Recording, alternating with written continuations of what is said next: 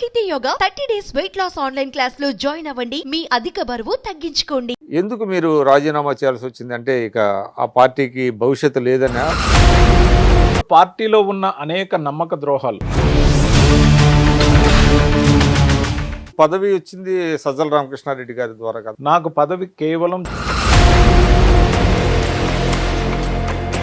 మరి మీకు సజ్జల గారికి పొసగకపోతే మీకు పదవి ఎలా వస్తుంది? ఆయన అడ్డుపడేవాడు కదా. పార్టీలోకి వచ్చినప్పటి నుంచి నన్ను విజయసాయిరెడ్డి గారి మనిషిగా సజ్జల రామకృష్ణారెడ్డి గారు, విజయసాయిరెడ్డి గారే ఫస్ట్ టైము ఈ మీడియాల మీద అటాక్ చేయడం అనేటువంటిది మొదలుపెట్టారు.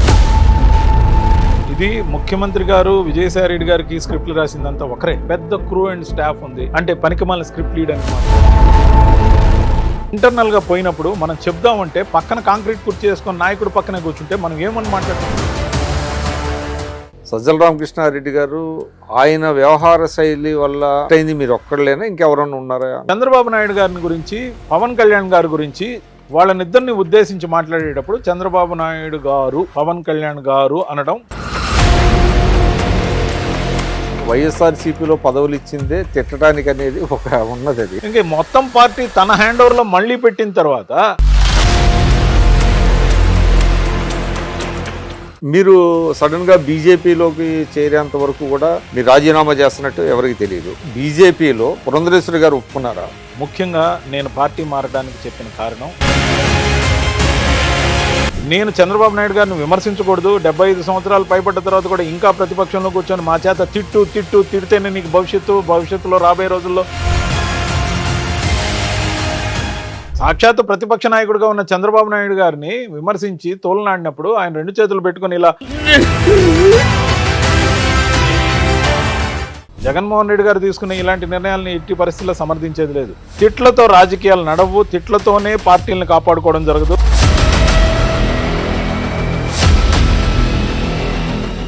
నమస్కారం, నేను మీ విక్రమ్ పోలా. ఈరోజు మన గెస్ట్ రవిచంద్రారెడ్డి గారు సీనియర్ పొలిటీషియన్. గతంలో కాంగ్రెస్ పార్టీలో, ఆ తర్వాత వైఎస్ఆర్సీపీలో కీలక పదవులు నిర్వహించారు. ఇటీవల వైఎస్ఆర్సీపీకి రాజీనామా చేసి బీజేపీలో జాయిన్ అయ్యారు. బీజేపీలో జాయిన్ అయిన తర్వాత ఆయన వైఎస్ఆర్సీపీ మీద, ప్రత్యేకించి జగన్మోహన్ రెడ్డి గారి మీద, ఆయన వ్యవహార శైలి మీద గత 5 సంవత్సరాలలో ఆయన వ్యవహరించిన తీరుతెన్నుల పట్ల చాలా గట్టిగా విమర్శలు చేస్తున్నారు. ఇది ఒక రకంగా చెప్పాలంటే చాలామందిని ఆశ్చర్యపరుస్తుంది.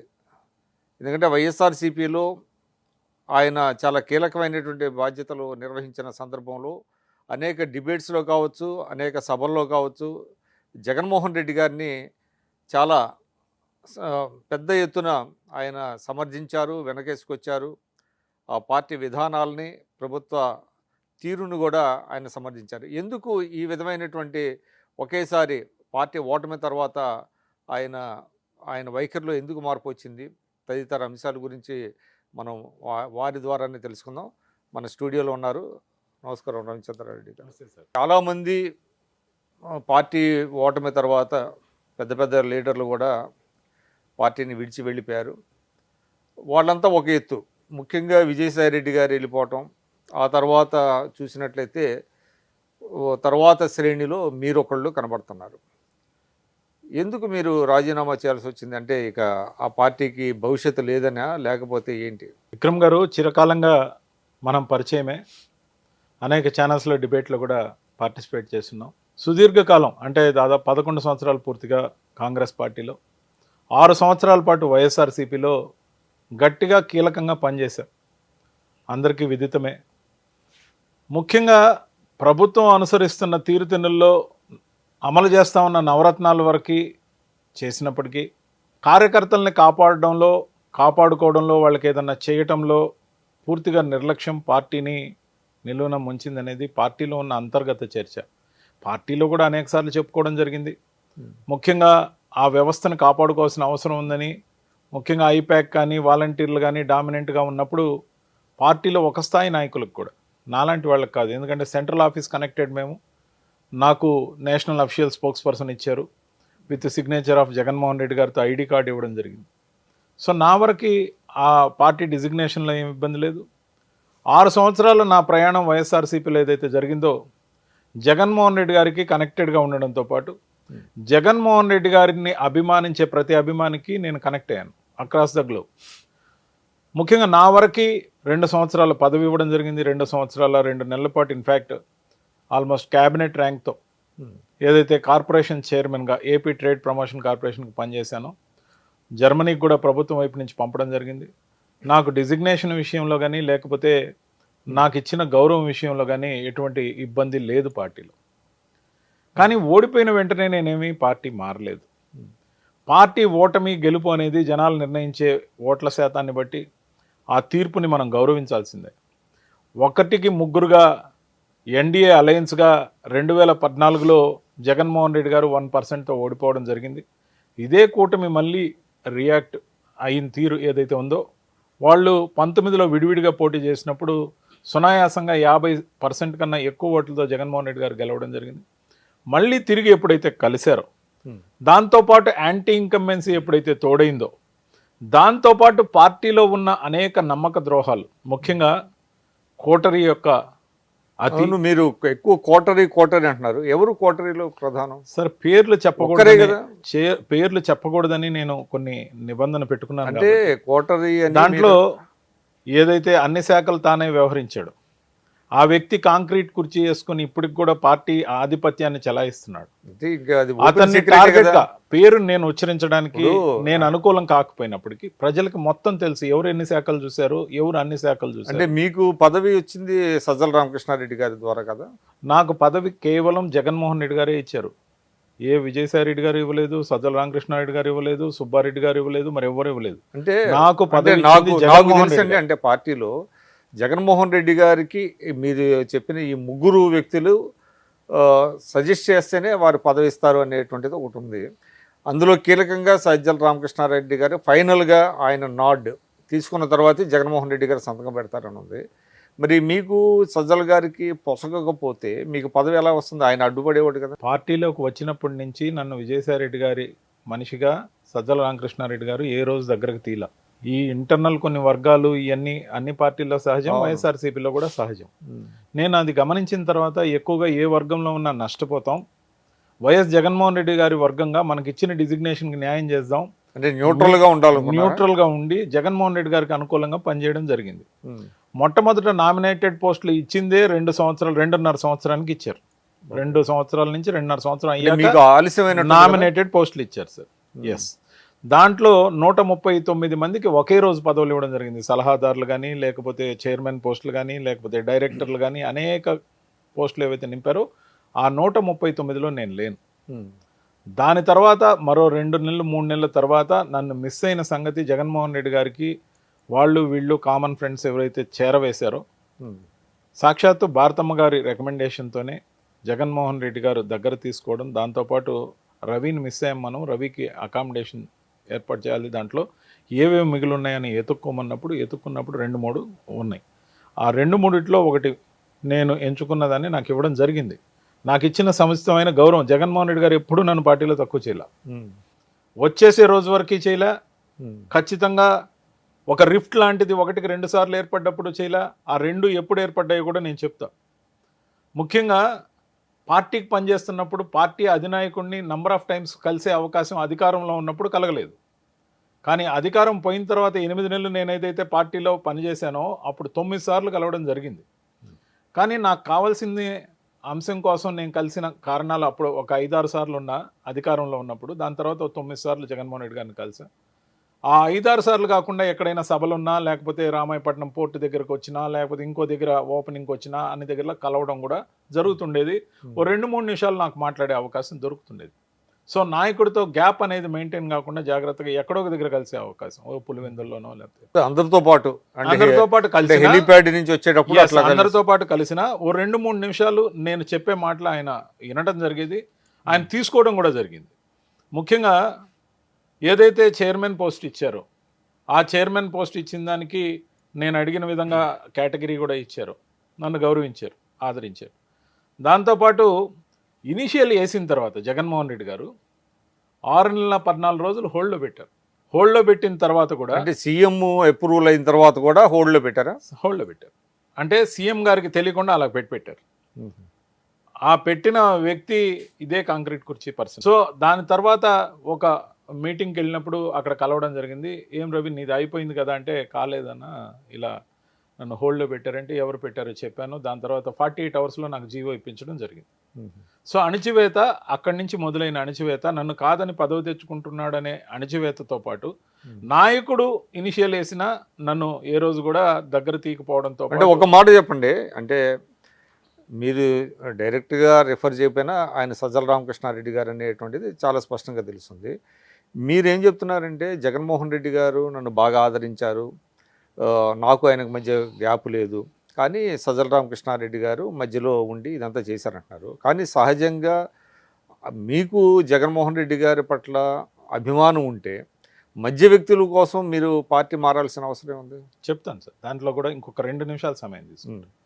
ఏదైతే నన్ను ఆ విధంగా ఆపినప్పటికీ పదవిని పొందాను. పదవిని పొందిన తర్వాత మరో 2 నెలలకి రామాయపట్నం పోర్టు దగ్గరికి జగన్మోహన్ రెడ్డి గారు వచ్చినప్పుడు ఐపాక్ సజెషన్ మేరకు ఏదైతే వాళ్ళు చేసిన సర్వేలో మీడియాలో నాకు కోఆర్డినేటర్గా మెయిన్ స్ట్రీమ్ మీడియాకి నేనైతే బాగా చేస్తానని, ముఖ్యంగా ఏదైతే అనేక ఛానల్స్ విపరీతంగా వైఎస్ఆర్సీపీని విమర్శించే క్రమంలో ఉన్నాయో దాన్ని కట్టడి ప్రో కానీ, లేకపోతే ఎలా కౌంటర్ చేయాలి, లేకపోతే ఎలా పర్స్యూ చేయాలి, ఎలా దాన్ని అనుకూలంగా మార్చాలనే కార్యక్రమాన్ని నాకు ఇవ్వడం జరిగింది. లెటర్ హెడ్ మీద సంతకం పెట్టి ఇవ్వడం జరిగింది.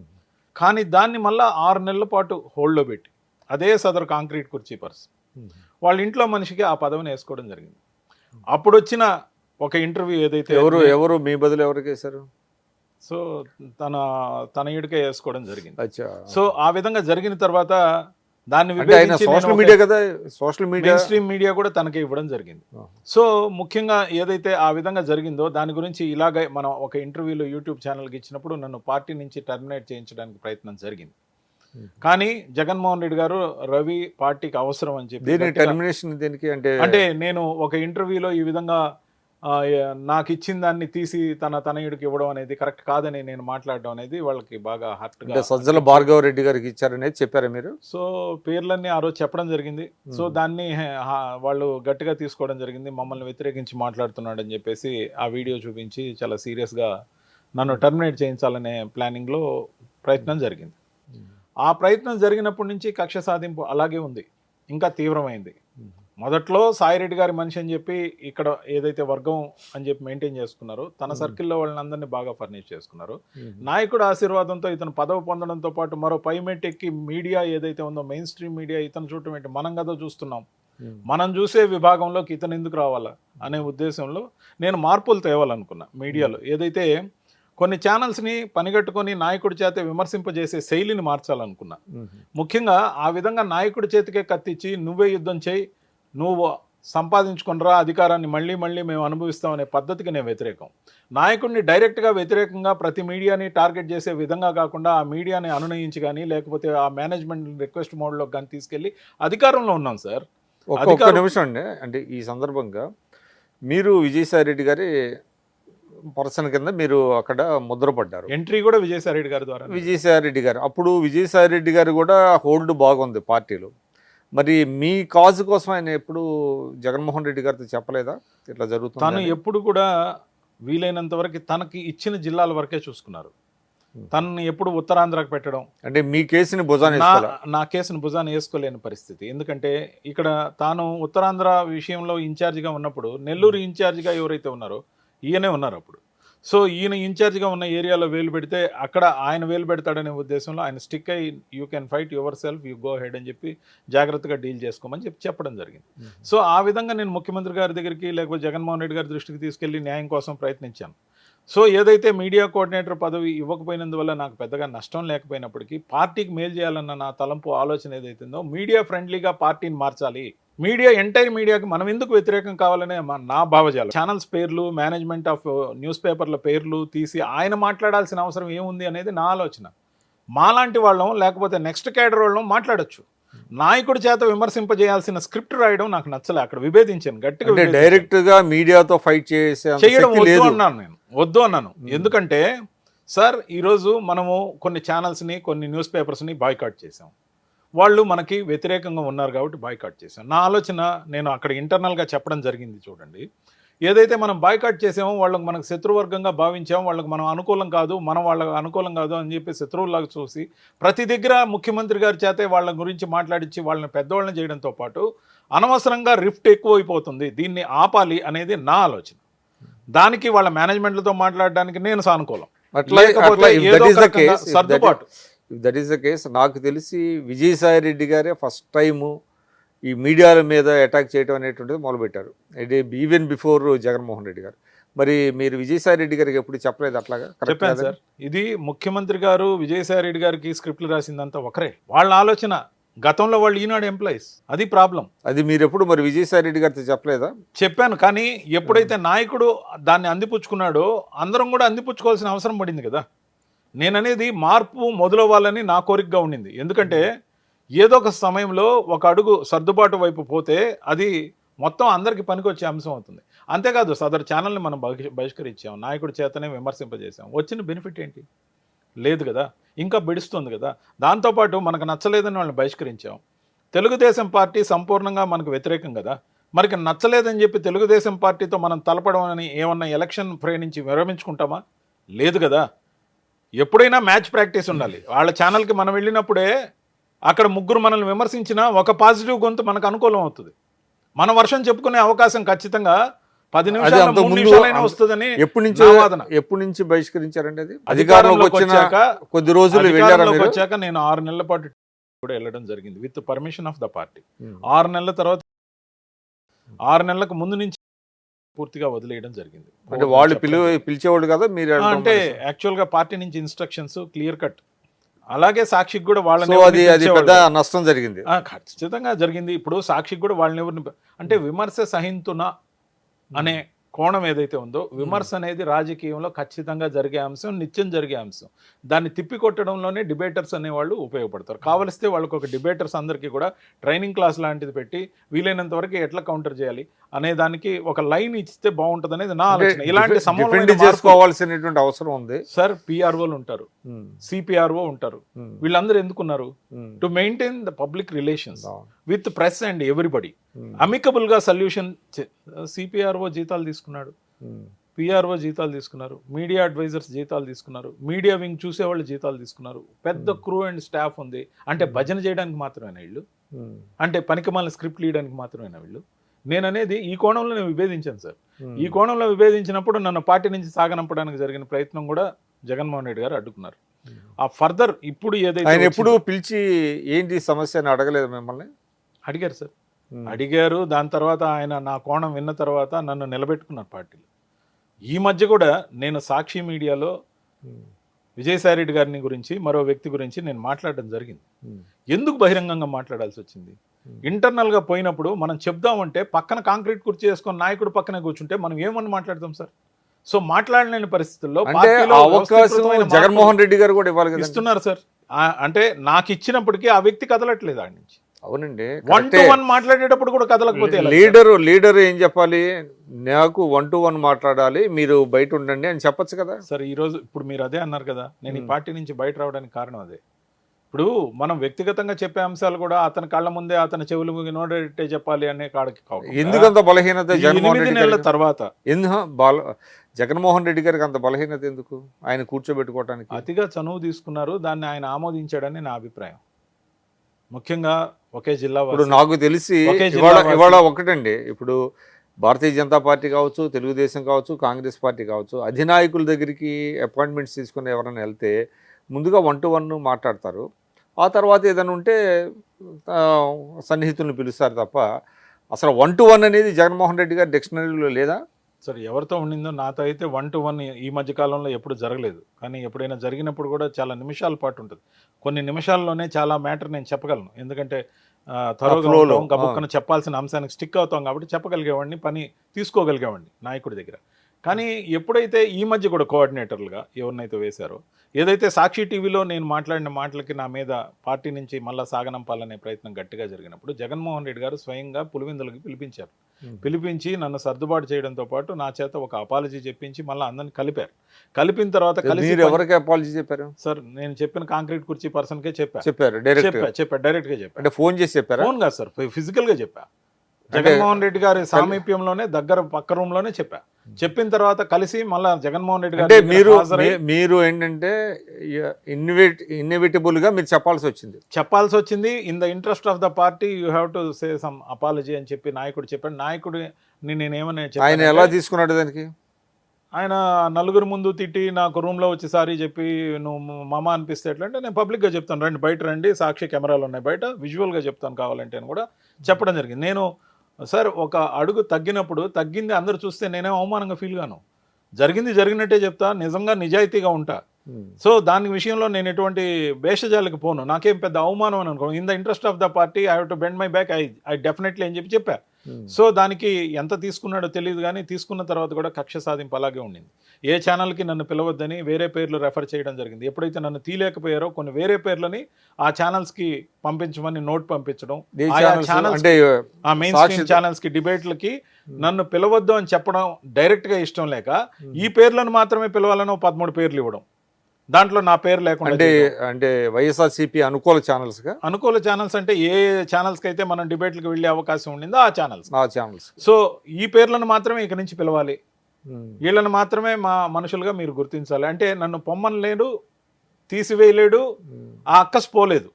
సో అందుకని ఆ విధంగా నోట్ పంపించినప్పుడు సోషల్ మీడియాలో వ్యతిరేకంగా వచ్చిన తర్వాత దాన్ని మళ్ళా ఎట్లా సర్దుబాటు చేయాలో ఏం చేయాలో తెలియక కొన్ని రోజులు అలాగే కామ్గా ఉన్నారు. అది మళ్ళీ జగన్మోహన్ రెడ్డి గారి దృష్టికి నేను తీసుకెళ్ళినప్పుడు ఒక 10 రోజులు చూసి నేను సర్దుబాటు చేస్తాను, మళ్ళీ సర్దుబాటు చేసిన తర్వాత కూడా సదరు ఛానల్స్కి ఫోన్లు చేసి అతన్ని ఎంకరేజ్ చేయొద్దు, పిలవద్దని వ్యక్తిగతంగా తానే ఫోన్ చేసి చెప్పడం ఏదైతే రీసెంట్గా అదే సార్, ఏదైతే అంటే ఎలక్షన్లో ఆగస్టు 29న నేను సాక్షి మీడియాలో వ్యతిరేకంగా మాట్లాడా. ఆగస్టు 29 నుంచి డిసెంబర్ వరకు జరిగిన పరిణామం అంటే అది లైవ్ లో వచ్చిందా? లైవ్ లో వచ్చిన తర్వాత 5 నిమిషాల్లోనే దాన్ని తీసివేయడం జరిగింది. లైబ్రరీలో నుంచి కూడా తీసివేశారు, యూట్యూబ్ నుంచి కూడా డిలీట్ చేశారు. అంటే సార్ ముఖ్యంగా ఏదైతే ఎంపీలు వెళ్ళిపోతున్నారో దాని గురించి విజయసాయి రెడ్డి గారు బహిరంగంగా వచ్చి ప్రెస్లో చెప్పాలి, చెప్పకపోతే మీరే పంపిస్తున్నారని అనుకుంటున్నారని విజయసాయి రెడ్డి గారిని పేరుతోనే చెప్పా. ఆ కాంక్రీట్ కుర్చీ పర్సన్ విషయంలో మాత్రం అన్ని శాఖలు మీరే చూస్తున్నారు, కానీ ఇప్పటికి కూడా మీరు కోవర్ట్గా ఉన్నారు, ఇది కరెక్ట్ కాదని చెప్పా. సాక్షిలో కూర్చొని చెప్పా. అది చాలా డ్యామేజింగ్ ఉందని ఇమీడియట్గా తీసివేసిన తర్వాత సమ్ తెలుగుదేశం పార్టీ రికార్డ్ చేసి ఆటో రికార్డింగ్లో ఉంటుందట, అక్కడి నుంచి రికార్డ్ చేసిన ఆ క్లిప్ని సోషల్ మీడియాలో వదిలితే అది వైరల్ అయ్యి కొన్ని లక్షల మంది చూశారు. సో ఆ విధంగా నేను మాట్లాడిన మాటలు ఏందనేది వెలుగులోకి వచ్చాయి. లేకపోతే అసలు అది వెలుగులోకి కూడా వచ్చి ఉండేది కాదు, కక్ష సాధింపు మాత్రమే ఉండి ఉండేది. అసలు నేను ఏం మాట్లాడానో ఎవరికి తెలిసేది కూడా కాదు. సో వితిన్ 5 minutes దాన్ని డిలీట్ చేయడం జరిగింది. ఇవన్నీ జరిగిన తర్వాత కూడా డిసెంబర్ అంటే ఒకటి చెప్పండి, సజ్జల రామకృష్ణారెడ్డి గారు ఆయన వచ్చింది పత్రికా రంగం నుంచి వచ్చారు. సరే ఆయన అన్ని శాఖలను చూసారా లేదనేది పక్కన పెడితే ఆయన వ్యవహార శైలి వల్ల హర్ట్ అయింది మీరు ఒక్కడలేనా, ఇంకెవరన్నా ఉన్నారా? నాకు తెలిసి అయితే ఎవరు లేరు, ఇంక్లూడింగ్ విజయసాయి రెడ్డి గారు కూడా హర్ట్ అయిన అంశాలు ఉన్నాయి. ఎందుకంటే అది నంబర్ల విషయం అనేది మీరు అధికార ప్రతినిధులు. 2019 ఎలక్షన్కి జగన్మోహన్ రెడ్డి గారి తర్వాత విజయసాయి రెడ్డి గారు సర్వసైన్య అధ్యక్షుడు. అనుబంధ విభాగాలు కానీ పార్టీ విభాగాలు కానీ అనేక విషయాలు కానీ పార్టీలో చేరికలు కానీ అన్నీ అనుకూలంగా చేసుకుంటూ వచ్చి నాయకుడితో మమేకమైన పనిచేసిన తీరు. అప్పటి వరకు మీరు చెప్పిన పేరు ఏదైతే ఉందో తాను మామూలుగా పత్రికా రంగంతో పాటు కొన్ని సలహాలు లేకపోతే వాటికి సంబంధించి పార్టీకి సంబంధించిన స్క్రిప్టు డ్రాఫ్ట్లు వాటికి సంబంధించి జగన్మోహన్ రెడ్డి గారితో సాన్నిహిత్యం ఉండేది. కానీ 2024కి వచ్చేసరికి ఏమైంది, ఒక్కొక్కటిగా విజయసాయి రెడ్డి గారికి అనుబంధ విభాగాలు తీసేయటం, అక్కడి నుంచి అక్కడికి కొన్ని ప్రాంతాలకు మాత్రం ఇన్ఛార్జిగా పెట్టడం, 2 జిల్లాలకు ఒకసారి పెడితే 4 జిల్లాలకు ఒకసారి పెట్టడం, 3 జిల్లాలకు ఒకసారి పెడితే 2 జిల్లాలకు మళ్ళీ వేరే దగ్గర పంపించడం. దాంతోపాటు అనేక రకాల పార్టీలో ఇంటర్నల్ అవమానాలు కూడా జరిగాయి, నాకు తెలుసు, ఎందుకంటే నేను ఆయనతో బాగా సాన్నిహిత్యం ఉంది కాబట్టి. దాంతోపాటు ఇవన్నిటితో పాటు ముఖ్యంగా ఎలక్షన్ వచ్చేసరికి 7 నియోజకవర్గాలు కుదించి రాజ్యసభ సభ్యత్వం ఇంకా 4 సంవత్సరాల పాటు ఉన్నప్పుడు లోక్సభకి పోటీ చేయమని 7 నియోజకవర్గాలకి పరిమితం చేసేసారు. ఆయనకి ఇష్టం లేదు.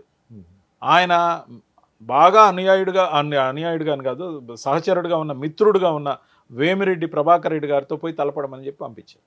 పార్టీ ఆదేశం తప్పలేదు కాబట్టి పోటీ చేశారు. యాక్చువల్గా ఆయనకైతే ఇంట్రెస్ట్ లేదు, 4 సంవత్సరాల పాటు ఇంకా రాజ్యసభ సభ్యత్వం ఉంది.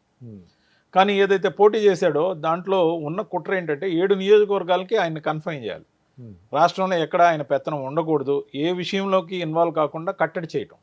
ఇలాగా ఈ కాంక్రీట్ కుర్చీ బాధితుడిగా విజయసాయిరెడ్డి గారు కూడా ఉన్నారు. అంటే 4 సంవత్సరాలుగా ఉన్న పదవీ కాలం ఉన్నప్పటికీ లోక్సభగా చేయించడం అనేది ఈ డిఫైస్ లాజిక్కి దూరంగా. ముఖ్యంగా వేమిరెడ్డి ప్రభాకర్ రెడ్డి గారిని కానీ, ఆనం రామనారాయణ రెడ్డి గారిని కానీ, లేకపోతే మాగుంట శ్రీనివాసరెడ్డి గారిని కానీ, లావు గారిని కానీ, పార్థసారథి గారిని కానీ, వసంత కృష్ణ ప్రసాద్ గారిని కానీ, లేకపోతే బాలశౌరి గారిని కానీ, లేకపోతే కోటమిరెడ్డి శ్రీధర్ రెడ్డి గారిని కానీ, మేకపాటి చంద్రశేఖర్ రెడ్డి కానీ, ఇంతమంది బలమైన అభ్యర్థుల్ని పార్టీ నుంచి బయట పంపించింది ఎవరు, ఆ కారణాలు సృష్టించింది ఎవరు, వాళ్ళ మీద అది ఇది చెప్పింది ఎవరు? అందుకే నేను కొన్ని భాషలో కోవర్ట్ అన్నాను. సరైన సమయంలో సరిగ్గా పార్టీలకి అభ్యర్థులు లేని సమయంలో ఆ క్రమంలో వైఎస్ఆర్సీపీ నుంచి ప్రముఖమైన నాయకుల్ని పంపించి, సార్ 1983 నుంచి తెలుగుదేశం పార్టీ ఎస్టాబ్లిష్ అయిన రోజు నుంచి బ్రహ్మాండమైన చరిష్మాతో ఎన్టీఆర్ గారు పార్టీ పెట్టి 9 నెలల్లో అధికారంలోకి వచ్చిన సందర్భంలో కూడా నెల్లూరులో 10కి 10 నియోజకవర్గాలు ఏ రోజు తెలుగుదేశం గెలవలేదు. అటువంటిది ఈసారి నెల్లూరులోని 10కి 10 నియోజకవర్గాలు తెలుగుదేశం సొంతమయ్యాయి. గతంలో కూడా ఎన్డీఏ కూటమి ఉంది, అప్పుడు కూడా కాలే. కానీ దీనికి కారణం ఏంటంటే అత్యంత ప్రధానమైన కీలకమైన నాయకుల్ని పంపించి వేయడం, సరైన టైంలో పక్క పార్టీలకు సప్లై చేయటం. ఈ పద్ధతిని వ్యతిరేకించిన నేను గట్టిగా పార్టీలో నా ఒక్కడనే పోరాటం అనే బాటలో చూశారు. ఇతంత పెద్ద తలనొప్పి అయిపోయింది నాకు అనుకునే కాడికి విషయాలు వచ్చాయి. ఏ విధంగా అయినా నేను ఇంకా పార్టీలో ఉండకూడని పరిస్థితులు క్రియేట్ అయినాయి. సో డిసెంబర్ 20వ తేదీ మళ్ళీ నాయకుడు చెప్పాడు కాబట్టి నాకు ప్రెస్ మీట్ ఇవ్వడం జరిగింది. ఆ ప్రెస్ మీట్ ఇచ్చిన క్రమంలో డిసెంబర్ 20వ తేదీ 1 గంటకి ఏదైతే ప్రెస్ మీట్ పెట్టానో దాంట్లో 2 ప్రధానమైన అంశాలు, 2 ప్రధానమైన నాయకుల గురించి మాట్లాడడానికి నాకు ఇచ్చిన స్క్రిప్ట్ దాదాపు 12 పేజీ. ఆ 12 పేజీలని జాగ్రత్తగా మినిమైజ్ చేసి ఇచ్చిన ఎవిడెన్సెస్ ఏదైతే ఉన్నాయో వీడియో రూపంలో ప్రొడ్యూస్ చేసిన తర్వాత ఇప్పటం గ్రామంలో పవన్ కళ్యాణ్ గారు రైతుల గురించి మాట్లాడిన దాంట్లో సుప్రీంకోర్టు వాళ్ళకి పెనాల్టీ ₹1,00,000 ఉన్న హైకోర్టు పెనాల్టీని 25,000 చేసిందే కానీ వాళ్ళు తప్పు చేయలేదని తీర్మానించలేదనే అంశం, దాంతోపాటు చంద్రబాబు నాయుడు గారు ఏదైతే వైజాగ్లో పట్టుబడ్డవి డ్రగ్స్, ఈ డ్రగ్స్ ఎవరివి అని అప్పట్లో విజయసాయిరెడ్డి గారికి లింక్ చేస్తూ మాట్లాడిన వైనాన్ని, బ్రెజిల్ అధ్యక్షుడికి సంబంధించి చేసిన కామెంట్ని, శుభాకాంక్షలు చెప్తే దానికి దీనికి ఉన్న లింక్ని ఏదైతే ఉందో అది కరెక్ట్ కాదని చెప్పిన అంశంలో చంద్రబాబు నాయుడు గారిని గురించి, పవన్ కళ్యాణ్ గారి గురించి వాళ్ళనిద్దరిని ఉద్దేశించి మాట్లాడేటప్పుడు చంద్రబాబు నాయుడు గారు, పవన్ కళ్యాణ్ గారు అనడం నచ్చలేదు. అది మా మీడియా డిపార్ట్మెంట్కి నచ్చలేదంటే నేను ఆశ్చర్యపోయాను. దాంతోపాటు ఆ స్క్రిప్ట్ యథాతథంగా నేను మాట్లాడడంలో ముఖ్యంగా ఉన్న తిట్లు వాటిని గురించి అవి డిలీట్ చేసి మాట్లాడడం జరిగింది. సో ఇలా కాదు, నువ్వు అగ్రెసివ్గా మాట్లాడాలి, 4 o'clock ఇంకో ప్రెస్ మీట్ పెట్టమన్నారు. 1 గంటకి ఒక ప్రెస్ మీట్ పెట్టి సెంట్రల్ ఆఫీస్ నుంచి అసలు వైఎస్ఆర్సీపీలో పదవులు ఇచ్చిందే తిట్టడానికి అనేది ఒక ఉన్నది. అది నిజమేనా? ఎవరైతే పదవులు ఇచ్చారో నేను చెప్తా. ఇప్పుడు 1 గంటకి ఒక నేషనల్ స్పోక్స్ పర్సన్గా ఉన్న నేను ఒక ప్రెస్ మీట్ పెట్టి తిరిగి 4 గంటలకి ఇంకో ప్రెస్ మీట్ మళ్ళీ అగ్రెసివ్గా పెట్టాలంటే అది మంచిది కాదు. మన దగ్గర హ్యాండ్స్ లేవనుకుంటారు. పైగా వెంటనే 2 ప్రెస్ మీట్లు ఒకదానికి మించి ఒకటి పోటాపోటీగా. ఇందాక ప్రెస్ మీట్ మీరు గారు అన్నది తప్ప మిగతా బ్రహ్మాండంగా వచ్చిందని విలేకరులందరూ కూడా అన్నారు. వీడియో ఎవిడెన్స్లు పెట్టాం, సో క్షమాపణలు కూడా చెప్పమని అడిగాం, కాబట్టి అంతకు మించి పోవాల్సిన అవసరం లేదు, సబ్జెక్ట్ కన్ఫైన్ అయ్యామని చెప్పా. లేదు నా 4 గంటలకు మళ్ళీ ఇంకో ప్రెస్ మీట్ పెట్టాలి, చాలా అగ్రెసివ్గా ఉండాలి. ఆ స్క్రిప్ట్లన్నీ చదవడం నా వల్ల కాదని నేను డెనీ చేయడం జరిగింది. సో అక్కడి నుంచి నన్ను ఇంకొంచెం తగ్గించడం కోసం నెల్లూరులో జరిగిన పార్టీ ఇంటర్నల్ మీటింగ్ ఏదైతే ఉంటుందో సమీక్షా సమావేశానికి నన్ను అవాయిడ్ చేయించారు. అక్కడున్న అందరూ సన్నిహితమే, అక్కడ ఉన్న లోకల్ లీడర్స్ అందరూ సన్నిహితమే, ఇన్ఛార్జ్గా ఉన్న మిథున్ రెడ్డి గారు కూడా సన్నిహితమే. సొంత జిల్లాలో అవాయిడ్ చేశారు. నేను అడగడం జరిగింది, సో బై ఛాన్స్ మిస్ అయినట్టుంది, ఈసారి చూస్తాము, ఈసారి పొరపాట్లు జరగవు. లోకల్గా నాకు వచ్చిన సమాధానం ఓకే.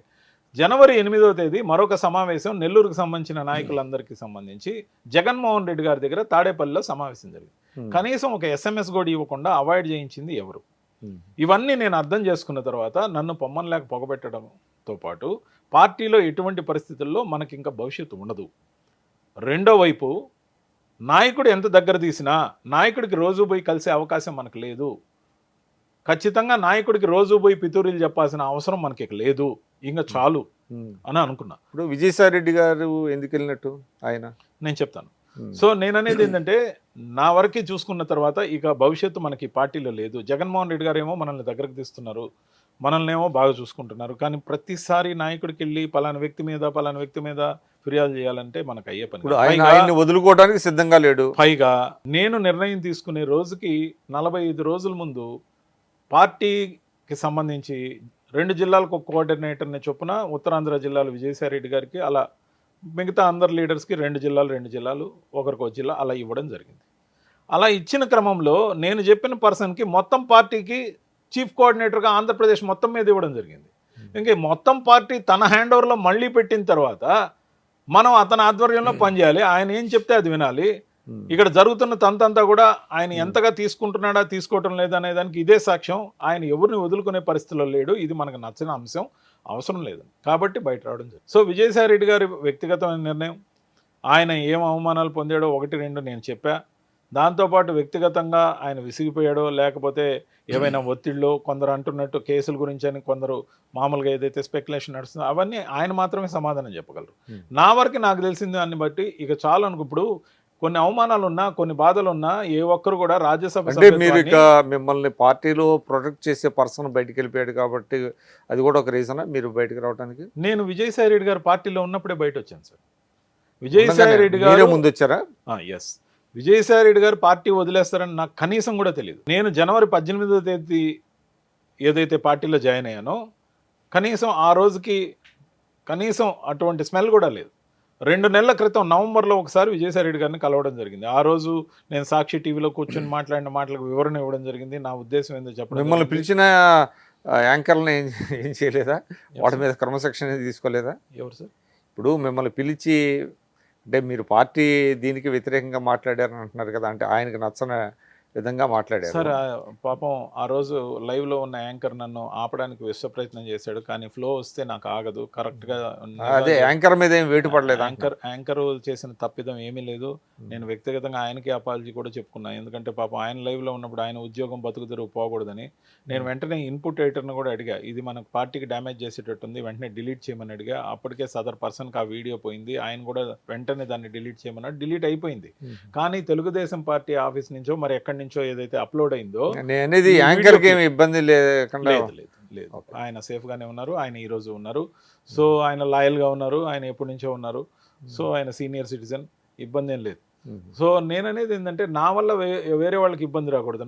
నాకున్న ఇబ్బందిని నేనే ఇప్పుడు ఒకటి చెప్పండి, మీరు సుదీర్ఘకాలం మీరు వైఎస్ఆర్సీపీలో ఉన్నారు, ముఖ్యంగా పత్రికకి సంబంధించినటువంటి అన్నీ మీరు చూశారు, అంటే పత్రికా గోష్ఠులు కావచ్చు ఇవన్నీ కూడా. ఇప్పుడు చాలామంది అక్కడ పనిగట్టుకొని తెలుగుదేశం నాయకుల్ని తెలుగుదేశాన్ని విమర్శించడం వెనక ఖచ్చితంగా మీరు ఈ విధంగానే చేయాలి అని ఒక ఒత్తిడి తెస్తున్నారు అనేటువంటి ఒక అభిప్రాయం కూడా ఉంది సార్. నేను మామూలుగా ఒక జర్నలిస్ట్ని కూడా. నేను ఒక వాయిస్ అనే మ్యాగజైన్ నడిపా, వాయిస్ అనే ఈ పేపర్ నడిపా, వాయిస్ అనే పత్రికా రంగానికి సంబంధించిన టైటిల్ నా పేరుతోనే రిజిస్టర్ అయ్యి ఉంది, పర్మనెంట్గా RNI నంబర్ ఉంది. దాంతోపాటు వాయిస్ అనే యూట్యూబ్ ఛానల్ నడిపా, దాంతోపాటు వాయిస్ తెలుగు.com అని వెబ్సైట్ నడిపా. సో 2 యూట్యూబ్ ఛానల్స్, ఒక వెబ్సైటు, ఒక మ్యాగజైను, ఒక ఈ పేపరు, ఇవన్నీ నడిపా. వీక్లీ కూడా కొంతకాలం నడిపా. సో ఈ విధంగా అనేక విధాలుగా పార్టీకి సేవ చేస్తూ వచ్చా. దీంట్లో నా స్వార్థం కూడా ఉంది. ఖర్చు పెడుతున్నప్పటికీ కూడా దాదాపు నెలకు ఒక 5 లక్షలు ఖర్చు అవుతున్నా కూడా ఎమ్మెల్సీ అవ్వాలి అనే కసిగా పనిచేసిన నేను చట్టసభలోకి ఎంటర్ అయ్యే క్రమంలో కూడా అడ్డుకున్నది ఈ సదరు వ్యక్తే. ఎందుకంటే మా నియోజకవర్గం ఎప్పటి నుంచో 50 సంవత్సరాల నుంచి ఎస్సీ రిజర్వ్డ్ సార్. అక్కడ ఒక ఎమ్మెల్సీగా ఒక ఎస్సీకి ఇచ్చారు, మళ్ళీ ఇంకొక ఎమ్మెల్సీగా, అంటే ఇవ్వకూడదని కదా సార్. ప్రతి కులాన్ని గౌరవించాలి, మీకు అవకాశం రాదు. ప్రతి కులాన్ని గౌరవించాలి. నార్మల్గా వైఎస్ఆర్సీపీలో కండువా వేసుకున్న వాళ్ళని కూడా కులం కోణంలో చాలా మందికి పదవులు ఇచ్చేశారు. అది కూడా ఈ ప్రబుద్ధుడి పనే. కానీ నేను అనేది ఏంటంటే వాళ్ళు ఎవరో అప్పటి వరకు రాకుండా కండువా కూడా వేసుకోకముందే ఎమ్మెల్సీలు ఇచ్చారు. కానీ వాకాటి నారాయణ రెడ్డి అనే వ్యక్తిది ఖాళీ అయినప్పుడు రెడ్డి సామాజిక వర్గానికి సంబంధించి గూడూరు నియోజకవర్గానికి సంబంధించి నాకు ఇస్తాన్ని ఉన్న అష్యూరెన్స్ ఏదైతే ఉండిందో దాన్ని కూడా అడ్డుకున్న వ్యక్తి. ఖచ్చితంగా కూడా ఇక్కడ ఉన్న మనసులో ఉన్న కోపాన్ని అన్ని రకాలుగా నన్ను చట్టసభల్లోకి పోకుండా ఆపింది. దేవుడు నిర్ణయించిన రోజు నేను ఎటా చట్టసభలోకి వస్తాను. కానీ నేననేది ఏంటంటే న్యాయం ధర్మం ఒకటి ఉండాలి. ఖచ్చితంగా కూడా మనం ఒకరికి మంచి చేయకపోయినా పర్లేదు, కానీ టార్గెట్ చేసి ఒక వ్యక్తికి కంటిన్యూస్గా చెడ్డ చేయడం అనేది తన ఇంట్లో వాళ్ళకి మాత్రమే మేలు చేయాలి, తన చుట్టుపక్కల అనుయాయులుగా ఏదైతే వర్గంగా ఉన్నారో వాళ్ళకి మాత్రమే న్యాయం చేయాలనుకుంటే దాన్ని ఫ్యాక్షన్ రాజకీయం అంటారు, వర్గ రాజకీయం అంటారు. ఈ వర్గం అనే చట్రంలో బిగిసిపోతే పట్టు విడుపులకు అంటే తావులే. మీరు మనం చెప్తాం కదా రాజ్యాంగేతర శక్తి అని ఒక వర్డ్ ఉంది. అంటే మీరు చెప్పిన ప్రకారం సదరు వ్యక్తి రాజ్యాంగేతర శక్తిగా నేను ఆ మాట సాక్షిలో కూర్చున్నాను సార్. ఒక అరాచక శక్తి, ఒక అసాంఘిక శక్తి, ఒక రాజ్యాంగేతర శక్తిగా ప్రవర్తించిన ఒక కోర్టు వల్ల ఈ పార్టీ ఓడిపోయింది. జగన్మోహన్ రెడ్డి గారు ఓడిపోలేదని చెప్పా. ఎందుకు ఓడిపోయిందంటే సరైన టైంలో సరైన మనుషుల్ని ఏదైతే వేరే పార్టీలకు పంపించడం అయితేమి, స్ట్రాటజీలో లోపం అయితేమి, వచ్చిన సర్వే రిపోర్ట్లు నిష్పాక్షికంగా ఆయన ముందు పెట్టకుండా మేనేజ్ చేసి ట్యాంపర్ చేసి పెట్టడం అయితేమి, ఆయనకు నచ్చే విధంగా ప్రొడ్యూస్ చేయడం అయితేమి, ఒక నియోజకవర్గంలో ఉన్న వాళ్ళని పక్క కానీ నియోజకవర్గం మీరు ఇన్ని చెప్తున్నారండి, కానీ జగన్మోహన్ రెడ్డి గారు అది గ్రహించలేదు కదా, గ్రహించినట్టు కనపడతలేదు కదా. గ్రహించి ఉంటే ఆ మాటలన్నీ ఆయన మనసుకు తీసుకుని ఉంటే తిరిగి ఆయనకే పార్టీ మొత్తాన్ని అప్పచెప్పడు కదా. ప్రధానంగా ఒక 3 కారణాలు చెప్పండి పార్టీ ఓటమికి. సార్, 1 కోర్టుగిరి కోటరి, 2 ఐపాక్, 3 కార్యకర్తల్ని పట్టించుకొని న్యాయం చేయకపోవటం, నమ్ముకున్న నాయకులు కనీసం వాళ్ళు పనిచేసిన బిల్లులు 5 సంవత్సరాలకు కూడా ఇవ్వకపోవటం, సొంత సామాజిక వర్గాన్ని కులం కోణంలో దూరం పెట్టడం, ముఖ్యంగా ఆ 10 మంది తప్ప ఆ పైన 10 మందిలో ఎక్కువ శాతం వాళ్ళే. మీరు అదర్ వే రౌండ్ చెప్తున్నారు సార్. నేను చెప్పేది అసలు మొత్తం సొంత సామాజిక వర్గాన్ని ఆయన సార్ సపోర్ట్ చేశాడని. నియామకాల్లో కొన్ని దగ్గర ప్లేస్మెంట్స్ ఇచ్చి ఉండొచ్చు, కోటరీలో ఎక్కువ శాతం వాళ్ళే ఉండి ఉండవచ్చు. మేజర్గా ఉన్న సామాజిక వర్గంగా ఆయనకి కొమ్ముగాసిన వర్గం ఏదైతే ఉందో ప్రతి జిల్లాలో నష్టపోయారు. వాళ్ళు ఎదురు తిరగబట్టే ఈ పరిస్థితి వచ్చింది. దేనివల్ల నష్టపోయారంట? ఎందుకంటే సార్ వాళ్ళు పని చేసి ఉంటారు, అది గ్రామ సచివాలయం కట్టుంటారు, లేకపోతే ఆయన చెప్పినప్పుడు ఏదైనా చిన్న పని చేసి ఉంటారు, పార్టీ కోసం ఖర్చు పెట్టుంటారు. పార్టీ కోసం ఖర్చు పెడితే మళ్ళీ విధి విధానాలు మీరు చెప్పేది పార్టీని సంపాదించుకోవాలని కాదు నేను చెప్పేది. ఇప్పుడు మేజర్ అండి, అంటే ఒక్క నిమిషం. చీఫ్ సెక్రటరీ, డీజీపీ, తర్వాత సెక్రటరీ, తన దగ్గర పనిచేసేవాళ్ళు, సలహాదారులు, వీళ్ళంతా ఒకే సామాజిక వర్గం అనేది బలంగా వెళ్ళిపోయింది కదా ప్రజల్లోకి. సార్, ఆ బలంగా వెళ్ళిపోవడం వల్ల నష్టం జరిగింది. అదే నష్టం జరిగింది, కానీ కష్టం వచ్చింది ఎవరికి? ప్రతి జిల్లాలో ఉన్న ఆ సామాజిక వర్గానికి. ఆ నాయకులకి ఎక్కడ పనులు జరిగాయి? ఆ నాయకుడికి సొంతంగా బిల్లులు రాలేదు. ఎవరో కాదు, నా సొంత తమ్ముడికే 5 కోట్ల రూపాయలు బిల్లులు రాలా. 5 సంవత్సరాల్లో 2 కోట్ల రూపాయలు బిల్లు కూడా రాలేదంటే ఏం చేయాలా? ఒక్క బిల్లు క్లియర్ చేయించుకున్న 2 కోట్ల రూపాయలు ఆఖరి నిమిషంలో మార్చిలో ఇంకా 3 కోట్ల రూపాయలు బిల్లు పెండింగ్ పెట్టారు. 5 సంవత్సరాల్లో 5 కోట్ల బిల్లుకి 5 కోట్ల రూపాయలు వడ్డీ అయింది సార్. తప్పు కదా సార్? ఆ విధంగా నా తమ్ముడు గురించి చెప్పా, కానీ నా తమ్ముడు మా సొంత పేర్లతో కూడా చేయలే, ఎవరి దగ్గర పాపం సబ్ కాంట్రాక్ట్ తీసుకొని చేసుకున్నాడు. ఇలాగ ఆర్థికంగా కుదేలైపోయిన రెడ్లు ఎంతమంది? రెడ్లనే కాదు, పార్టీని నమ్ముకున్న నాయకులు ఎంతమంది? వివిధ కులాల వాళ్ళు కూడా ఏదైతే పార్టీని నమ్ముకొని ఈ పార్టీ మంది అధికారంలోకి వస్తే మనకు మేలు జరుగుతుందని పార్టీకి ఇదమిద్దంగా ఫండ్స్ ఇవ్వడంతో పాటు తమ జీవితాలని పణంగా పెట్టి అంతకుముందు ఎలక్షన్లో పోరాడిన వాళ్ళు, వాళ్ళకి మేలు జరగకపోగా వాళ్ళకి న్యాయంగా రూల్ ప్రకారం రావాల్సిన బిల్లులు రాకపోవడం, కాంట్రాక్టర్లను దొంగలుగా చూడడం కూడా తప్పు అంటాను సార్. నేను కాంట్రాక్టర్ అంటే నేను ఒక సివిల్ ఇంజనీర్గా కాంట్రాక్టర్గా ఉన్నప్పటికీ గత 6-7 ఏళ్ల నుంచి నేను వర్కులు చేయట్లే, మానేశాను. ముఖ్యంగా నార్త్ ఇండియాలో తప్ప సౌత్ ఇండియాలో ఎక్కడ నేను వర్క్ చేయలే. దాంతోపాటు ముఖ్యంగా కాంట్రాక్టర్లు అంటే 100 రూపాయలది 90కో 75కో 85కో పాడుకునేవాడే కాంట్రాక్టర్ సార్. దాని తర్వాత ఈఎండి కట్టాలి, డిపాజిట్లు కట్టాలి, ముందు అన్ని టెండర్కి కావాల్సినవి అన్నీ ఇవ్వాలి. దాని తర్వాత కష్టపడి పనిచేయడానికి అయ్యే ఇన్వెస్ట్మెంట్ మొత్తం పెట్టాలి. ఇన్వెస్ట్మెంట్ పెట్టాక బిల్లు రాయించుకోవడం కోసం డిపార్ట్మెంట్ ముందు తిరగాలి, క్వాలిటీ కంట్రోల్ని అప్రోచ్ కావాలి, విజిలెన్స్లో నివేదికలు క్లీన్గా ఉండాలి, అన్నీ వచ్చాక బిల్లు సర్టిఫై అవుద్ది. బిల్లు సర్టిఫై అయ్యాక 5 ఏళ్ళు నిలబెట్టమేంటి సార్? ఒక ప్రభుత్వం, ఏ ప్రభుత్వం అయినా ఎవరు పరిపాలించినా చేసుకున్నారనేది ఒకటి ఉంది సార్. జగన్మోహన్ రెడ్డి గారు పరిపాలించినా మరెవరు పరిపాలించినప్పుడు చంద్రబాబు నాయుడు గారు వచ్చారు, విధి విధానాల్లో భాగంగా అంచెలంచెలుగా చిన్న బిల్లుల నుంచి క్లియర్ చేస్తూ పోతున్నారు సార్. అవి కానీ క్లియర్ చేయకపోతే రోడ్లు ఎలా వేస్తారు, బ్రిడ్జిలు ఎలా కడతారు, లేకపోతే చెరువులు ఎలా రిపేర్ అవుతాయి? పబ్లిక్ వర్క్స్ని, పబ్లిక్ టెండర్ల ద్వారా ఇచ్చిన పనుల్ని వాళ్ళకి హానర్ చేయకపోతే అది నేరమా కాదా?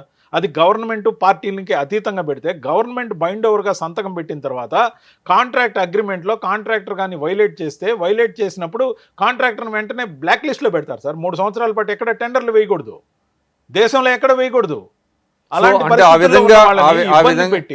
ఆ విధంగా కాంట్రాక్టర్లు చాలా మంది నష్టపోయారు, కొంతమంది ఆత్మహత్యలు కూడా చేసుకున్నారు. మీరు సడన్ గా బీజేపీలోకి చేరేంత వరకు కూడా మీరు రాజీనామా చేస్తున్నట్టు ఎవరికి తెలియదు. బీజేపీ నేతలతో ముందుగా మాట్లాడుకున్నారా మీరు? సార్, బీజేపీ నేతలతో జస్ట్ ఒక 15-20 రోజుల ముందు నుంచి మాట్లాడుకున్నా. ఇది రాష్ట్ర స్థాయా కేంద్ర స్థాయా? కేంద్ర స్థాయి కాదు సార్, రాష్ట్ర స్థాయి కాదు సార్, సంఘ్ నుంచి వచ్చా. మ్మ్. సంఘ్ యొక్క పాలసీస్తో పాటు ముఖ్యంగా నరేంద్ర మోడీ గారు, అమిత్ షా గారు తీసుకుంటున్న విధానపరమైన నిర్ణయాలు సరే, అది నేను ఏ తర్వాత అంటే పార్టీలో ఉన్నా నేనే కూడా- అట్లా కాదండి. ఆ, అంటే మీరు ఎంట్రీకి మీరు వైఎస్ఆర్సీపీలో చాలా ప్రధానమైనటువంటి పాత్ర పోషించారు. చాలా మీరు కనపడతా వచ్చారు, అంటే ఫోర్ ఫ్రంట్లో ఉండేవాళ్ళు. మిమ్మల్ని తీసుకోవడానికి బీజేపీలో పురంధరేశ్వరి గారు ఒప్పుకున్నారా, లేకపోతే ఎవరైనా ఒప్పించారు? సార్ పురంధేశ్వరి గారు, సత్యకుమార్ గారి ఆధ్వర్యంలో నేను పార్టీలోకి రావడం జరిగింది. దానికన్నా ముందే సంఘ్ పెద్దల్ని కలవడం జరిగింది. ఓకే. నేను ఎటువంటి డిజిగ్నేషన్ కోరుకోలే. మ్మ్. ముఖ్యంగా నేను పార్టీ మారడానికి చెప్పిన కారణం, ఏ పార్టీలో అయితే నేను ఉన్నానో ఆ పార్టీలో కూర్చొని కూటమిని నేను తిట్టడానికి ఇష్టపడక పార్టీని వదులుకుంటున్నా అని చెప్పా. ఒక నేషనల్ స్పోక్స్ పర్సన్గా ఉన్న నాకు నేషనల్ లెవెల్లో బీజేపీ తీసుకుంటున్న పాలసీల గురించి ప్రచారం చేసే అవకాశం కల్పించమని అడిగా. ముఖ్యంగా హిందీ బెల్ట్ ఏమన్నారు? నేను చెప్పిందంతా విన్న తర్వాత ఏదైతే నేషనల్ లెవెల్లో ఎక్కడైనా హిందీ బెల్ట్కైనా పంపించి, ఏదైతే ఆర్టికల్ 370 లేకపోతే వక్ఫ్ బోర్డు బిల్లు లేకపోతే కామన్ అంటే సివిల్ స్టేట్ పాలిటిక్స్ ఇలాంటి- వదిలేసి మీరు వేరే చోట నార్త్ ఇండియాకి వెళ్ళిపోవాలనే కోరుకున్నా. నేను ఇప్పుడు కూడా అదే అసైన్మెంట్లో అడుగుతున్నా. ఆ నేను కోణంలో అనేది పనిచేయాలని ఆలోచిస్తున్నా. పురంధరేశ్వరి గారు ఏమన్నా ఇదే అడిగారా? వర్షన్ చెప్పాను సార్. పురంధేశ్వరి గారితోనే అపాయింట్మెంట్ కన్నా ముందు ఇవి సంఘ్ పెద్దలతో చెప్పడం జరిగింది. తర్వాత పురంధేశ్వరి గారికి చెప్పడం జరిగింది, సత్యకుమార్ గారికి చెప్పడం జరిగింది. ఏమన్నారు తర్వాత వారు? వాళ్ళందరూ కూడా ఒకటే అన్నారు, BJP is a different party, policy oriented party. ఇక్కడ కుటుంబ రాజకీయాలు ఉండవు. ఇక్కడ country first, party next, self last అనేది మన యొక్క సిద్ధాంతం. ఈ సిద్ధాంతాన్ని బాగా తీసుకోవడంతో పాటు వచ్చిన తర్వాత నేను ఆ స్థాయిలో ఉండాలని వచ్చా, ఈ స్థాయిలో ఉండాలని వచ్చా అని సఫకేషన్ ఫీల్ అయ్యే పని అయితే రావద్దు. దాంతోపాటు మీరు చెప్పిన కారణం ఏదైతే ఉందో, అక్కడ కూర్చుని కూటమి నేతల్ని తిట్టడానికి ఇష్టం లేక, ఆ స్క్రిప్ట్లు చదవడం ఇష్టం లేక పార్టీ నుంచి బయటకు వస్తానన్నమాట బాగుంది. అంటే హై ఎక్స్పెక్టేషన్స్ వద్దన్నారు. ఏ ఎక్స్పెక్టేషన్స్ లేకుండా వస్తున్నానని చెప్పిన తర్వాత వాళ్ళు పెద్ద మనసుతో నన్ను తీసుకోవడం కన్ఫర్మ్ చేసి, ఇప్పుడు ఓన్లీ మీరు సభ్యులేనా? నేను బీజేపీ యొక్క సభ్యుడిని మాత్రమే, కార్యకర్తను మాత్రమే. నాకు ఇంకా విధి విధానాలు తెలుసుకుంటూ ఇస్తున్న పనులు చేస్తున్నా. కేంద్ర బడ్జెట్ గురించి చిత్తూరుకి ఒక డయా స్పీకర్గా నన్ను మొన్న 22వ తేదీ మీరు కొన్ని జరిగింది. అంటే కొన్ని ఛానల్స్ కూడా ఇటీవల వెళ్తున్నట్టు కనబడుతుంది నాకు. సార్ నన్ను యాక్చువల్గా అయితే మీడియాలో పెట్టమని చెప్పి మేడం గారు చెప్పారు. పాతూరు నాగభూషణం మీడియా ఇన్ఛార్జ్గా ఉన్నారు. నిన్నటి రోజున ఫస్ట్ డిబేట్ నేను సివిఆర్కి చేయడం జరిగింది. సివిఆర్కి తప్ప నేను ఏ ఒక్క ఛానల్కి ఇంకా నేను డిబేట్లకు అఫిషియల్గా పోలేదు. సో సివిఆర్కి పోయే ముందు కూడా మేడం గారు చెప్పినప్పటికీ పాతూరు నాగభూషణం గారు మీడియా ఇన్ఛార్జ్గా ఉన్న సందర్భంలో నిన్న సాయంత్రం ఫోన్ చేసి ఈ విధంగా నన్ను పిలిచారు, వెళ్ళొచ్చా అని అడిగితే వెళ్ళమని చెప్పారు. వెళ్ళమని చెప్పిన తర్వాత పర్మిషన్తోనే వెళ్ళా. ఓకే. సో పద్ధతిగా రూల్స్ అండ్ రెగ్యులేషన్స్ 100% పాటిస్తూ వాళ్ళు ఇచ్చిన అసైన్మెంట్ మేరకే నాకు ఇచ్చిన అవకాశాన్ని ఉపయోగించుకోవాలనుకుంటున్నాను. కానీ ఈరోజు ఆల్రెడీ నా ఫేస్ పాపులర్, నేను అందరికీ మీడియాకి ఫెమిలియర్. సో అంత మాత్రం చేత అర్జెంటుగా అక్కడ వదిలేసాం, అన్ని ఛానల్లో కూర్చునేసి అక్కడి నుంచి వచ్చేయంగానే వెంటనే జగన్మోహన్ రెడ్డి గారిని విమర్శించేదానికి నేను వ్యతిరేకం. నాకు జగన్మోహన్ రెడ్డి గారితో వచ్చిన ప్రాబ్లం లేదు. ఈ కోణంలో కొన్ని ఇంటర్వ్యూలు ఏదైతే ఇదే విధంగా యూట్యూబ్కి ఇస్తున్నప్పుడు నన్ను జగన్ గారు కోర్టుగా కూడా కొందరు సోషల్ మీడియాలో పెడుతున్నారు. కానీ నేను అనేది ఒక్కటే, నేను ఏ జెండా పట్టానో. మిమ్మల్ని కోర్టుగా వేరే పార్టీ బీజేపీలోకి పంపించారని ఆ విధంగా నన్ను కొంతమంది ఏదైతే పెట్టారో, ఒక తమ్నైల్ కూడా పెట్టడం ఆశ్చర్యపోయి, ఇంకోసారి ఆ విలేకరికి బహుశా ఇంటర్వ్యూ ఇచ్చే అవకాశం ఉండకపోవచ్చు. కానీ అలా పెట్టడం నాకు బాధ కలిగించింది. కానీ నేను అనేది ఏంటంటే, నేను మంచి కోరి ఏం చెప్పా, శాసనసభలో ఆయన అలాగే కూర్చొని అవమానమైన ప్రజల కోసం రిప్రజెంట్ చేయాలని చెప్పా. రిప్రజెంట్ చేస్తే ఒకవేళ సింపతి యాంగిల్ వర్కౌట్ అయితే అతనికే మేలు, పడ్డవాడు చెడ్డవాడు కాదు కదా అని చెప్పి. అంటే మీరు ఒక చెప్పండి, మీరు సుదీర్ఘంగా రాజకీయ అనుభవం ఉంది, సుదీర్ఘంగా. అంటే జగన్మోహన్ రెడ్డి గారుని మీరు విమర్శించని అంటున్నారు, కానీ మీరు చెప్పిన ఒక రాజ్యాంగేతర శక్తి లాంటి పర్సన్ని దగ్గర పెట్టుకొని రాష్ట్రాన్ని, పార్టీని దెబ్బతీసినటువంటి వ్యక్తిని మీరు స్పేర్ చేయాల్సిన అవసరం ఏముంది? నేను ఒకటే చెప్తున్నా సార్, నిన్న కూడా చెప్పా, నిన్న లైవ్లో కూడా చెప్పా, ప్రతి ఛానల్ ఇంటర్వ్యూలో చెప్తున్నా. ఈరోజు నేను పార్టీ నుంచి బయట రావడానికి కారణం ఏంటి? అటువంటి కోర్టుగిరి చేసే వ్యక్తిని నమ్మి మొత్తం మీరు పార్టీ పెట్టారు కాబట్టి, నచ్చక మీ నిర్ణయంతో విభేదించి కదా పార్టీ నుంచి బయట వచ్చా. మీరు నన్ను గౌరవించారు, నాకు ఒక డిజిగ్నేషన్ ఇచ్చారు కాబట్టి మీ మీద గౌరవం అలాగే ఉంది. కానీ మీరు తీసుకునే ప్రతి నిర్ణయం మీద విమర్శ ఉండదని అనుకోవద్దు. వ్యక్తిగతంగా టార్గెట్ చేయకపోవచ్చు, మీరు చేసే ప్రతి అంశంలో. ఇప్పుడు అసెంబ్లీలో సార్, అసెంబ్లీలో ఎందుకు కూర్చోరు సార్? నేను అడుగుతున్నా, 11 మంది ఎమ్మెల్యేలే గెలిచారు, మీకు మైక్ సమయం చాలదంటున్నారు. 11 మంది సమయం మీరు కోరండి.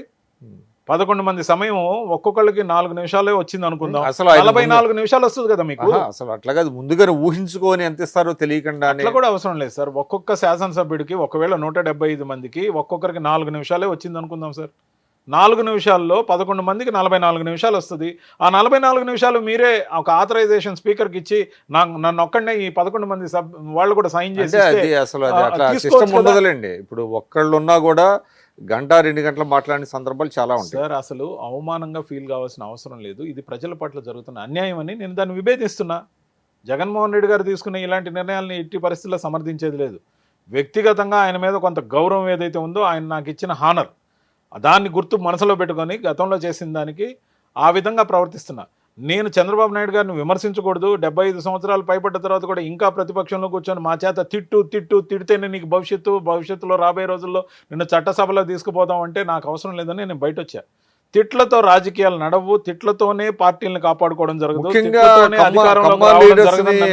కమ్మ లీడర్స్ ని తెలుగుదేశంలో వాళ్ళని టార్గెట్ చేయమని మీకు అట్లా ఇన్స్ట్రక్షన్ ఉండిందా సార్? కులం పేరుతో కాదు, కానీ తిట్టడం మాత్రం కంపల్సరీ. మీరు గమనించండి, నేను ఇంకో విషయం కూడా చెప్పాను, మొన్న కూడా ఇంటర్వ్యూలో చెప్పా, ఈ రోజు కూడా చెప్తున్నా. దీని అంతటి కారణం ఎవరు? నిండు అసెంబ్లీలో అనేక మంది శాసనసభ్యులు, మంత్రులు వాళ్ళ శాఖకు సంబంధించిన సమాచారం పక్కన పెట్టి జగన్మోహన్ రెడ్డి గారికి నచ్చాలనే ఉద్దేశంతో 23 మందే వాళ్ళు ఉన్నప్పుడు మీరు అవమానించిన తీరే వాళ్ళకు వచ్చిన సింపతి.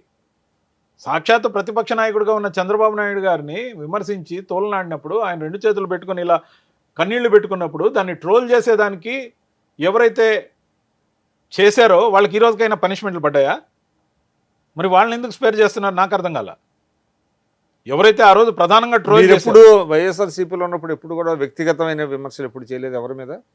సార్, వ్యక్తిగతంగా చేయలేదు, కానీ కొన్ని పరుషమైన పదాలు మాత్రం ఖచ్చితంగా మాట్లాడే. వాటికే నేను మీడియాలో అందరికీ అపాలజీస్ చెప్పడంతో పాటు నేను మా మేడం గారిని కూడా అడిగా, ఒక సమయం ఇప్పించండి, వీలైతే చంద్రబాబు నాయుడు గారిని, పవన్ కళ్యాణ్ గారిని, లోకేష్ గారిని కలిసే అవకాశం ఇప్పించండి, వాళ్ళకి నేరుగా కలిసి సిన్సియర్ అపాలజీస్ చెప్పాలనుకుంటున్నా. ఆ విజువల్స్ కూడా నేను చెప్పేవి మీడియాల ద్వారా బయట పోవాలనుకుంటున్నా. ఎందుకంటే నేను ఇప్పుడు కూటమి తరపున చంద్రబాబు నాయుడు గారిని, పవన్ కళ్యాణ్ గారిని, లోకేష్ గారిని అట్లా కదండి, out of repentance, out of compulsion. Compulsion అంటే మీరు అంటే బీజేపీలో ఉన్నారు కాబట్టి ఉన్నప్పటికీ నేను మీడియానే అవాయిడ్ చేయొచ్చు, అసలు డిబేట్లకి రాకుండా పోవచ్చు, నార్త్ ఇండియాకి వెళ్ళి ఏదైనా అసైన్మెంట్ చేయొచ్చు, లేకపోతే సంఘం నిర్దేశించిన కార్యక్రమాలకు పోవచ్చు. నేను ఎవరికి కనిపించకుండా ఆంధ్రప్రదేశ్ రాజకీయాల్లో ఎక్కడ అందుబాటులో లేకుండా పోవచ్చు. కానీ నాలో ఉన్న ఆలోచన ఏంటంటే, ఒక తప్పు అని మన మనసుకి ఒక భావన కలిగితే 4 అడుగులు తగ్గి క్షమాపణ చెప్తే తప్పు లేదని ఆత్మ పరిశీలన చేసుకోవడం బెటర్ అని, ఆత్మవంచన చేసుకోకుండా ఉండడం న్యాయం అని నేను భావించాను సార్. ఇది నా వ్యక్తిగతమైన నిర్ణయం. అందరికీ అలాంటి ఆలోచన కలగాలని కూడా కోరుకుంటా. పురంధరేశ్వరి గారు ఏమన్నారు? ఖచ్చితంగా మంచి ఆలోచన, నేను ఖచ్చితంగా వాళ్ళకి చెప్తా, వాళ్ళ సమయం ఇచ్చినప్పుడు ఆ ఏర్పాటు చేద్దామని కూడా చెప్పారు. సో నేను మీకు ఏమైనా బాధ్యత ఉందా? బాధ్యత ఏమైనా ఇచ్చారా ప్రస్తుతానికి? బాధ్యత ఏమీ లేదు సార్. పార్టీలో నాకు ఎప్పుడు ఏ పని పెడితే అది మాత్రమే చేస్తున్నా. ఇప్పుడు వరకు 1-2 చిన్న పనులు పెట్టారు, అవి మాత్రమే చేశా. మొన్న బడ్జెట్కి సంబంధించిన అవగాహన సదస్సులు ప్రతి జిల్లాకి ఒకరిని పంపించడం జరిగింది. మేడం గారు ఒక జిల్లాకి వెళ్ళారు, 4 కేంద్ర మంత్రులు 4 జిల్లాలకు వెళ్ళారు. అలాగే నాకు చిత్తూరుని ఏదైతే అప్పచెప్పారో, చిత్తూరు భానుప్రకాష్ రెడ్డి గారు కన్వీనర్గా ఉన్నారు ఈ కేంద్ర బడ్జెట్కి దానికి సంబంధించి. ఆయన ఆధ్వర్యంలో ఆ ఏరియా కన్వీనర్గా ఉన్న ఆయనతో కలిసి డయాస్ స్పీకర్గా నేను అవగాహన సదస్సుకి అటెండ్ కావడం, అక్కడ వెళ్ళడం, కార్యకర్తల సమావేశాలు తిరుపతి జిల్లా దానికి వెళ్ళడం, మండలాధ్యక్షుల సమావేశానికి వెళ్ళడం, బీజేపీ నేతలు అందరితో ఇటు నెల్లూరు జిల్లా అటు తిరుపతి జిల్లాకు సంబంధించి, గూడూరు నా నియోజకవర్గం అయినప్పటికీ నెల్లూరులో నా ఓటు ఉన్నందువల్ల ఈ 2 జిల్లాలకు సంబంధించి అన్ని సమావేశాలకి అందరినీ సీనియర్ నాయకులకి ఒక స్థాయి కార్యకర్తల వరకు ఇప్పటికే కలవడం, వాళ్ళందరితో మమేకం అవడం జరిగింది. సో ఖచ్చితంగా కూడా ఒక సభ్యుడిగా ఏ విధంగా నిబద్ధతతో ఉండాలో దాని నుంచి మళ్ళీ ఎల్కేజీ నుంచి మొదలుపెట్టా. ఈరోజు నేను బేసిక్స్ నుంచి మొదలుపెట్టా. చాలామంది అన్నారు, అన్న నువ్వు ఆ పార్టీలోకి పోతున్నావు, అది చాలా పెద్ద పార్టీ, మళ్ళీ ఎల్కేజీ నుంచి చదువుతావు అంటే ఎస్ ఎల్కేజీ నుంచే చదువుతా అని చెప్పా. ఎందుకంటే ఏం ఇబ్బంది లేదు. ఇప్పుడు ఇక జీవితకాలం ఒక పార్టీలో, ఇంత పెద్ద పార్టీలో, భారతదేశం అంత పెద్ద పార్టీలో ఇప్పటికే 22 రాష్ట్రాల్లో కూటమి పార్టీలతో కలిసి అధికారంలో ఉంది. సొంతంగా చూస్తే 16 రాష్ట్రాల్లో అధికారంలో ఉంది. దేశంలో ఉన్న లడక్ వదిలేస్తే ఉన్న 28 రాష్ట్రాల్లో ప్రతి రాష్ట్రంలో తన ప్రాతినిధ్యం ఉంది. పార్టీ ఉనికి ఖచ్చితంగా ఉంది. ఎక్కడైనా మనకు ఒక అసైన్మెంట్ ఇవ్వకపోతారా? అదే ఇప్పుడు ఒక రాజకీయ పార్టీ పెడతాం సార్ విక్రమ్ గారు, ఎవరైనా పెడతాం. కుటుంబంలో ఉన్న కొందరు పెట్టచ్చు, లేకపోతే సిద్ధాంతాల కోసం పెద్ద పెద్ద ఫౌండర్స్ పెట్టచ్చు. ఏదైతే ఒక రాజకీయ పార్టీ ఉందో అంతిమంగా లక్ష్యం ఏంటి? ఆ రాజకీయ పార్టీ ద్వారా ప్రజాసేవ చేయటం, ఒక సోషల్ యాక్టివిటీ. ఈ సోషల్ యాక్టివిటీ ఏదైతే ఉందో దానికి సంబంధించి మనం అర్జెంటుగా పదవి ఉంటేనే రాజకీయం చేయాలనో లేకపోతే డిజిగ్నేషన్ ఉంటేనే మాట్లాడాలనో ఏం లేదు. మాట్లాడే అవకాశం ఇస్తే ఖచ్చితంగా మాట్లాడచ్చు. అటల్ బిహారీ వాజ్పేయి గారు గొప్ప వక్త, అద్వానీ గారు గొప్ప వక్త, చంద్రశేఖర్ గారు వేరే పార్టీకి సంబంధించిన చాలా పెద్ద వక్త. వీళ్ళందరి నుంచి నేను పార్లమెంట్లో వాళ్ళు మాట్లాడే మాటలు ఇంటర్మీడియట్ నుంచి చూసుకుంటూ నేను బాగా ఇన్స్పైర్ అయ్యేవాడిని. దాంట్లో నుంచే జర్నలిజం అనేది ఒక ప్యాషన్గా వచ్చింది. నేను మాట్లాడే ఈ ఆరేటర్ స్కిల్స్ ఏవైతే ఉన్నాయో అనేక మంది గొప్ప వక్తల నుంచి నేర్చుకొని కాపీ కొట్టిన అంశాలే. ఈ రోజు నరేంద్ర మోడీ గారు కానీ అమిత్ షా గారు కానీ మాట్లాడుతున్నప్పుడు పార్లమెంట్లో ఆర్టికల్ 370 రద్దు గురించి, వక్ఫ్ బోర్డు బిల్ గురించి మాట్లాడుతున్నప్పుడు గూస్ బంప్స్ వస్తున్నాయి. అంతేకాదు దేశానికి ఇంతగా మంచిగా పనిచేస్తున్న ఈ ప్రధానమైన పాలసీలని మనకున్న హిందీ నాలెడ్జ్తో నేను అనర్గళంగా హిందీ మాట్లాడగలను. విక్రమ్ గారు, నేను ఒక హిందీ పండిట్గా ఉన్నా, నార్త్ ఇండియాలో దాదాపు 10-12 సంవత్సరాలు వర్క్స్ చేసిన వాడిని, అనేక స్లాంగ్స్ కూడా మాట్లాడగలను హిందీలో, హిందీ స్పీచెస్ రాయగలను. సో నాకున్న ఈ ఎబిలిటీతో మీకు కరెక్ట్ పార్టీ నార్త్ ఇండియాకి నేను వెళితే ఖచ్చితంగా సార్ 1200 పైగా నేను నేషనల్ డిబేట్స్ చేశాను సార్. తర్వాత ఇంకొక పాయింట్ అండి, అది మీకున్న ఎబిలిటీస్ గురించి నాకేమీ ఇది లేదు, కానీ డెఫినెట్గా మీకు సూటబుల్ పార్టీ బీజేపీ. ఇంకోటి, ఇప్పుడు బీజేపీలో ఎవరైతే మన లంకా దినకర్ గారు, మీకు ఒక మంచి మిత్రుడే ఆయన, మీకు ఆయన కూడా ఒకసారి సార్ టిప్ వచ్చింది, దినకర్ గారిని కలిసారా? లంకా దినకర్తో టీవీ5లో నేను కాంగ్రెస్ పార్టీలో ఉన్నప్పుడు రిఫ్ట్ వచ్చింది. ఆ రిఫ్ట్ కూడా ఆ రోజున ఒక కుటుంబ